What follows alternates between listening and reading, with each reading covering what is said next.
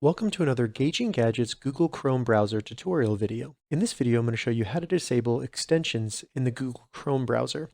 So this can be useful if for some reason you need to disable an extension rather than uninstall it or remove it from Chrome.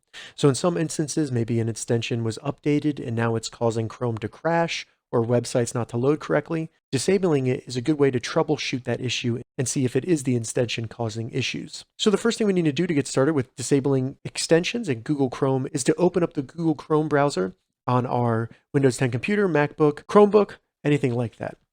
Once we get it open, go open to the top right and select the three vertical dots to open the menu. And then in the menu, go down and select More Tools.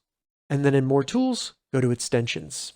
So here we can see all the extensions that are currently installed on our Google Chrome browser. To disable any of these extensions is very easy. We just need to find the extension and find this little toggle switch and simply toggle that off.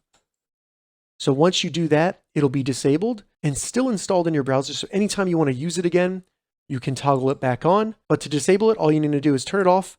Then you can close the extensions and go back to using the Google Chrome browser, and you have now disabled that extension. All right, so that's how you disable extensions in the Google Chrome browser. If you have any questions about this, leave a comment below. I'll get back to you as soon as I can.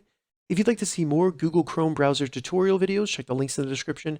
If this video helped you, give it a thumbs up, and please consider subscribing to my channel, Gauging Gadgets, for more gadget reviews and tech tutorials. Thank you so much for watching.